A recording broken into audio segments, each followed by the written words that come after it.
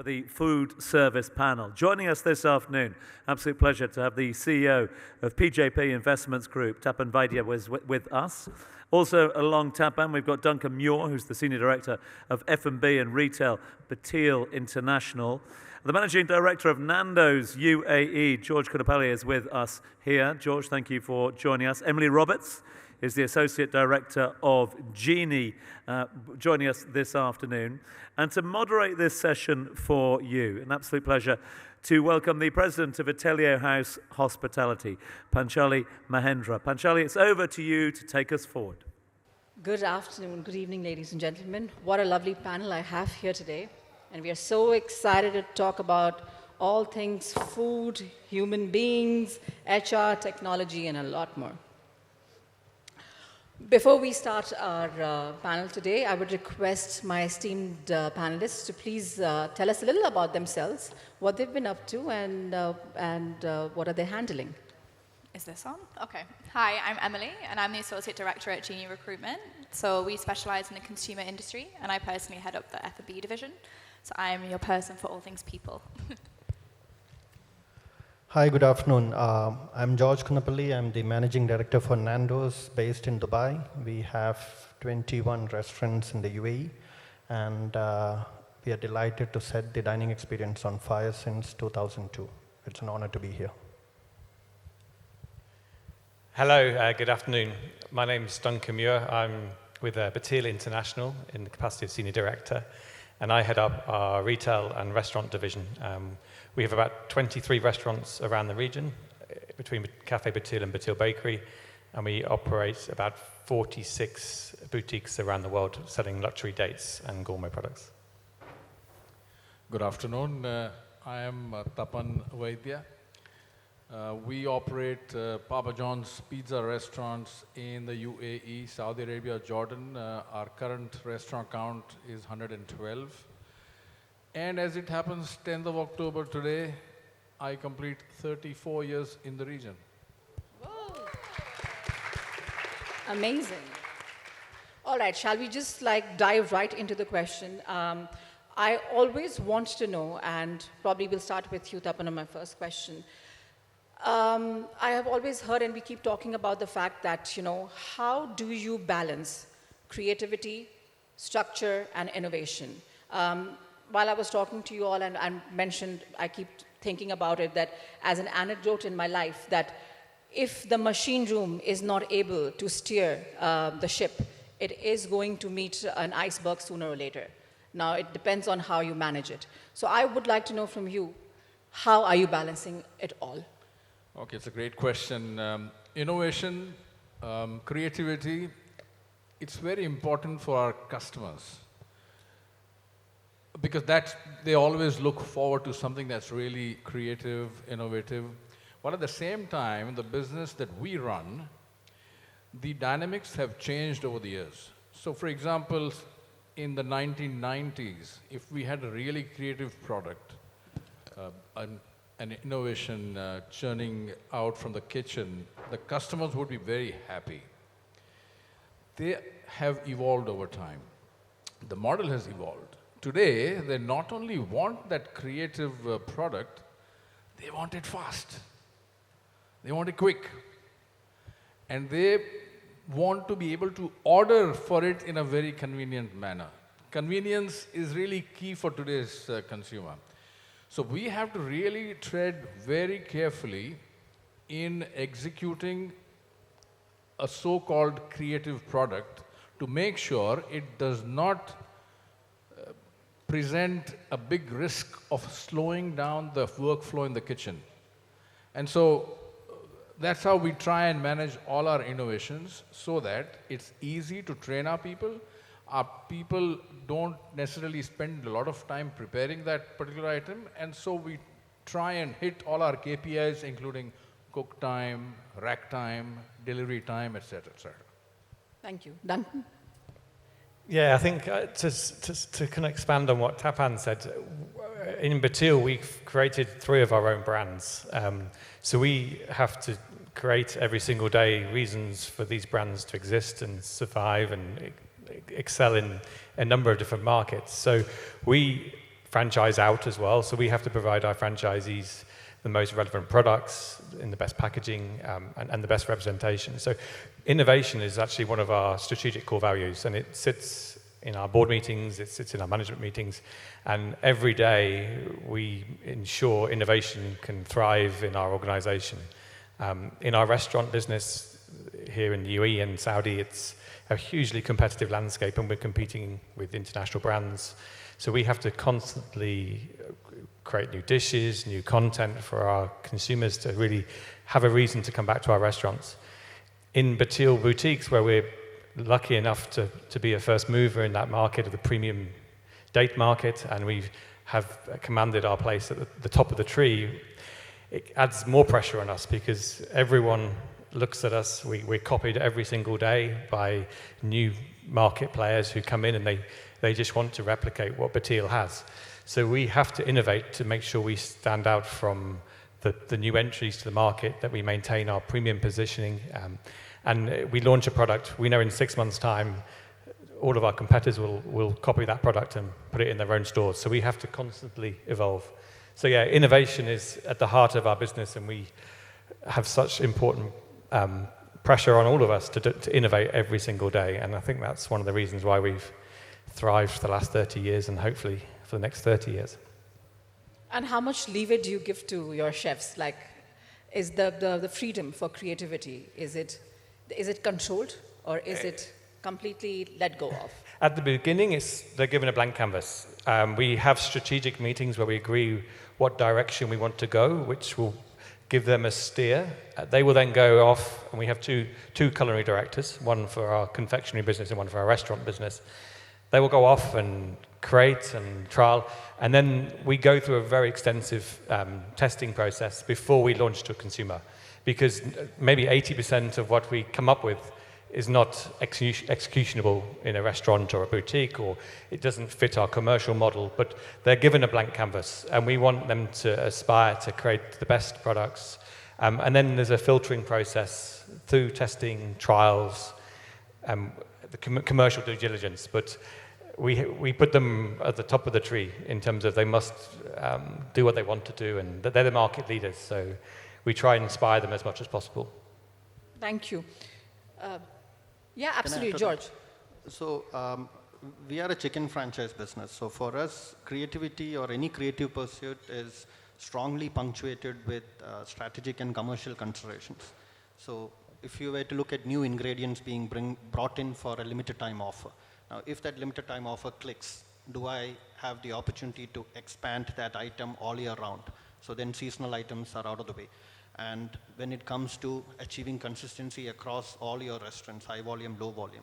So our creative pursuits are not to win awards or to achieve stars, but specifically to address a customer need. And we are also conscious of the fact that every time we introduce something new, it eats into probably a hero item. So we need to do that much more volume to be able to maintain our bottom line. So from a creative point of view, anything that we create within the framework of our franchise has to be honest with our brand position and our core values. But at the same time, it also should not hurt the existing status quo. Like what Tapan mentioned, it needs to be conveniently and pleasantly surprising and welcoming for the audience, because the customer expects a certain experience when they come into a Nando's, and we can't disrupt that experience for the sake of creativity. Right. I mean, just before we come to Emily, I just want to ask you back that is there, if somebody wants to, we use the word loosely, I would say glocalization, but how much percentage as a brand operator do you have in glocalizing and being able to give a feedback that this is what we think from all your perspectives, that this is what is going to work, and how does the brand respond to it? So everything that we have done in the local market from a localization point of view, we have always had a Nando's twist to it. So if you look at hummus, we are offering hummus in the restaurant, but it's got a peri twist to it. Our breakfast menu has a peri twist to it. Are they the regular favorites in terms of eggs to order and pancakes and waffles, yes, but they are all Nandofied so that it makes, it fits in properly with the brand ethos and with the experience customers are looking forward to. So none of it is run of the mill. They are all Nandofied in different ways. It could be an ingredient, it could be a treatment, it could be a presentation, it could be a whole lot of sauces and spices and all that. But everything on our menu has, even if it is localized, has a Nandofied element to it. Okay, thank you. Emily, to you. I would like to know, from a human resources perspective, how do you think you guys have done anything creative, but keeping your structure again and have innovated at the same time in moving forward, especially given this market? Yeah, of course. I think a big thing that we focus on, especially as a business, and we actually do relay this and kind of not put it on, but do kind of try and influence our clients with this as well, is it's about incentivizing staff. Also, as part of our interview process, we actually ask potential candidates to think of incentives that you would want or would motivate you. I think incentives overall is something that keeps people motivated, and people are the forefront of your brand. So that's obviously something that should always be prioritized. Something we're always creative with as well is what or how can we find people? Because people, again, like I said, forefront of your business. So what's the best way to find them? Be prominent in the market, use your tools available, and always diversify in that as well. Amazing. I'll come back to you again, Emily. Let's talk about a little bit about technology right now, whilst we are on it. What have you guys identified or done in the advancement of technology with your company in the last 1 year, or if there is anything futuristic that has really helped you in the growth of the company and the brand? And or also in part 2, let me know what you think is the future from where you come from that will help grow your brand or the industry further. Yeah, of course. So obviously the predominant of our business is people sourcing and headhunting. So we've recently invested in a system for actually storing all of the databases, the knowledge. We upgraded that CRM. Our CRM was a little bit out of date, so we felt like that was something we had to invest in. We also invested in a tool that actually plugged into LinkedIn and was able to pull data from either previous contacts, so that ultimately sped up our entire process. As well, from a HR side, the system that we have allows us to go back on call logs, track all of that system, as well as look at maybe internal comments as well. So maybe people that have stood out to us in particular from a people sort of personality perspective or their skill set. So ultimately, our system overall tracks our people from a central perspective. Amazing. Can somebody else use the CRM too? Sorry, Emily. Is anybody else available to use the CRM as well? That's fine. Oh, sorry. Her answer is in a silence. Tapan, let me direct it to you now. No, so technology today it comes in so many shapes and forms.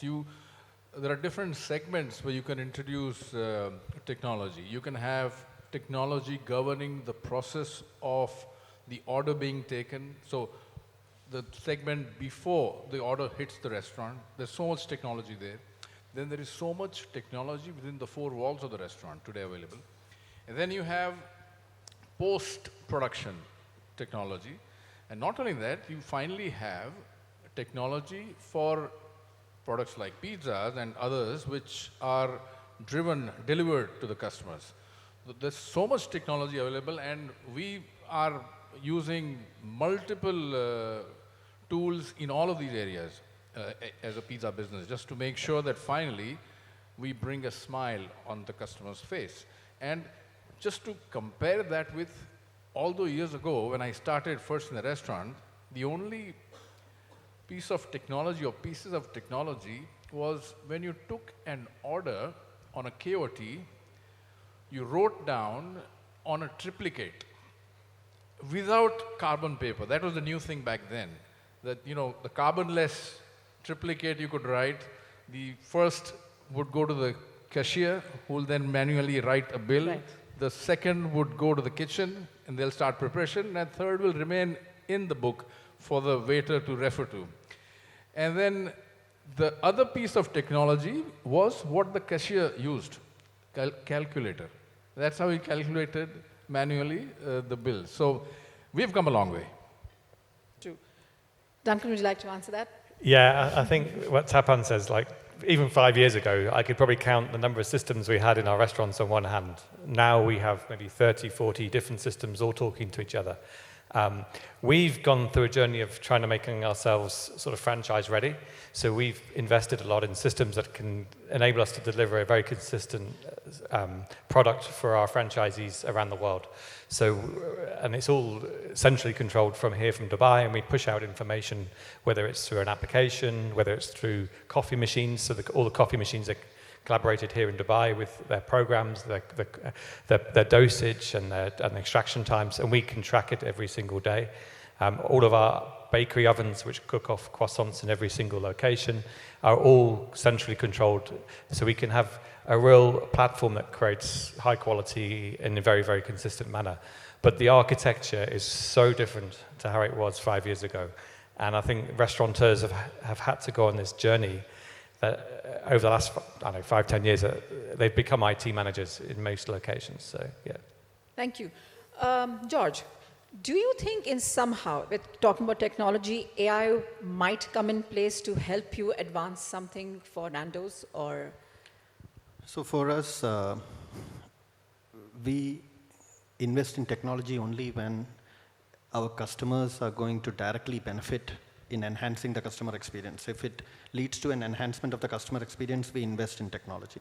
If it can improve the efficiency of the existing operation, speed of service, yes, we would invest. If it helps us in overcoming wastage, pilferage, planning your day better, then we invest in technology. But having said that, we don't believe in having so many tech stacks inside your business, which churns out tons of data, which unless you are at least $100 million business, you don't have the leadership bandwidth in each department to be able to make sense of all this data and have actionable intel. So a lot of the time, the solution is great, the tech stack is great, but we don't adopt it because we, at the size of the business we are, an SME, we don't have the bandwidth to be able to make sense of all these reports and insights which are coming out of all these tech stacks. So I would say Nando's is a pretty light on tech. We are still very much a people business. Yes, Tapan, you want to say something? You mentioned artificial intelligence. It's here. It's here and it's coming in a big way. We use it in a number of ways. I'll just mention one use that we have of AI. We have installed a high-definition camera on top of our cut table in our restaurants, where the pizza comes out, gets boxed and sliced. So this camera captures multiple images and pushes it up to a cloud where the software calculates and scores each pizza in this way.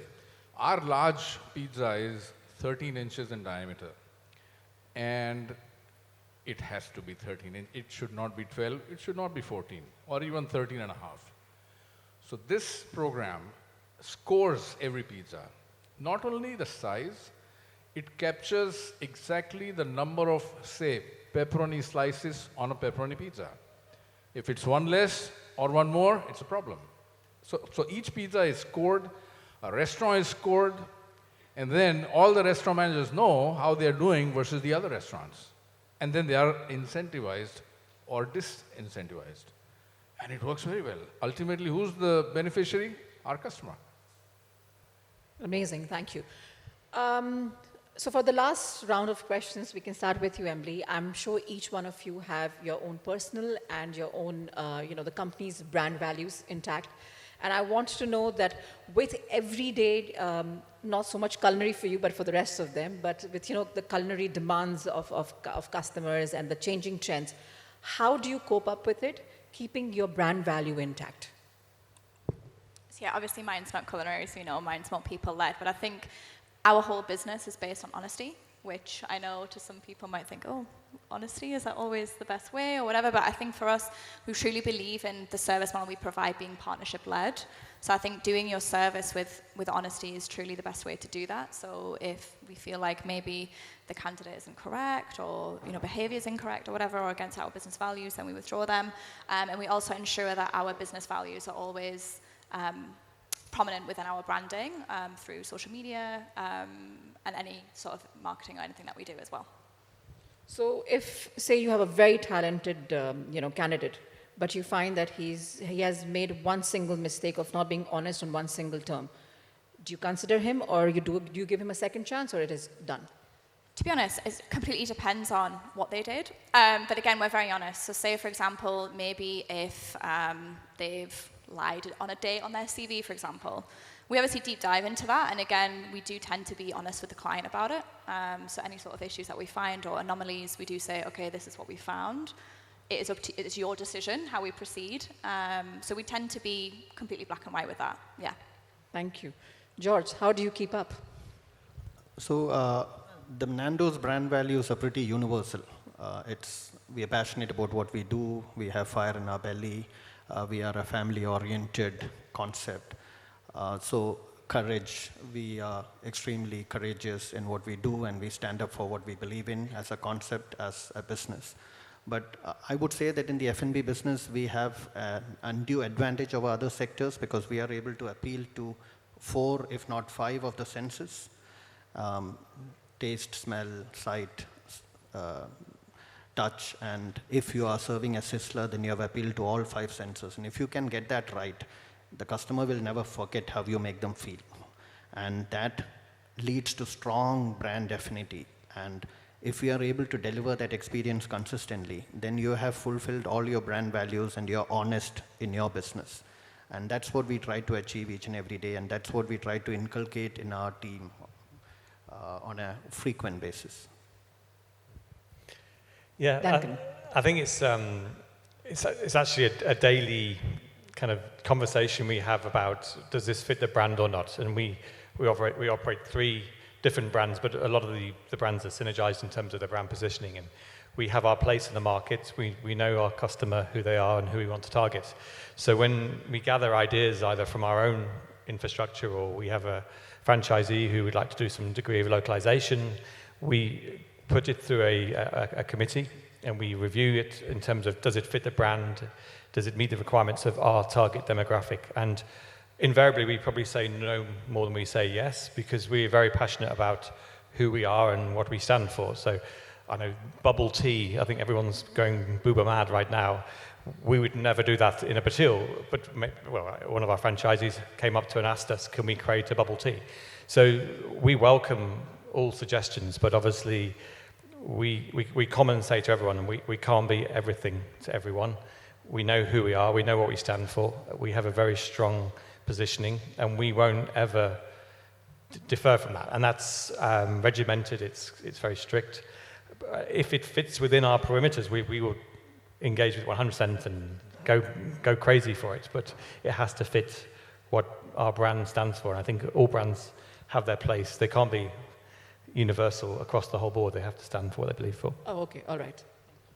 Yeah, so if you know what your brand stands for, if you know what your brand promise is, then it becomes very easy to really comply and do what's right. So at Papa John's, it's better ingredients, better pizza. So when we create a new product even, we make sure that the ingredients are gold standard. Like we recently, the brand created this product called Papa Bites. It's made with fresh dough that we have and with premium cheesecake filling and Oreo cookies. It's a great product. If you haven't tried, please visit. I would have your nearest assumed you would have Papa got it for all of us here. Half the room looks anyways hungry, so.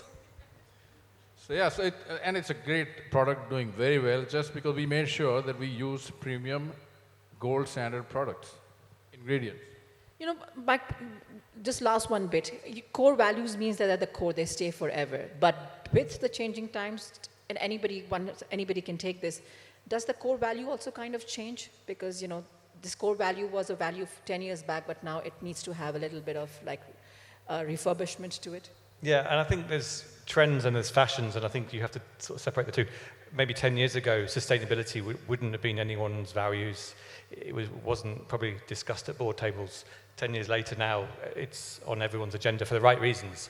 So I think you have to evolve with what's going on in the world, and whether it's geopolitical, whether it's these sort of environmental issues, but specific trend fashions maybe people can deviate away from. But I think you can't be the same in terms of your strategy for a long period of time. You have to evolve, and you have to stay relevant to your customer base, whether that's sustainability, digitalization's the same. Yeah. I think core values kind of remain similar and really constant. It is the peripheral values which change over time. And what we saw with COVID, it has changed business models of so many concepts. And so that will keep happening, and maybe, I hope no other COVID comes, but if something else, things can happen. And so the peripheral values may need mending, but the core values is your engine room, which will make sure that you don't hit the iceberg. Thank you so much, everyone. But before we let all of them go, I just wanted to do something fun, just to spice things up a little bit, and for all of you in the room to know our panelists a little bit more closely. I have these questions that none of them know what is inside them. I would request each one of you to pick up something. Please read out the question to the audience and let us know your answer. Okay, a bizarre food combo you absolutely love. This is a judgment-free zone. I absolutely love peanut M&Ms with salted popcorn. The sweet and salty combination is just amazing. Like, it's unfathomable. Got to try it soon. What's one thing you'll never put in your mouth? I don't know how people have sushi. It's beyond me. I don't know how you can put raw.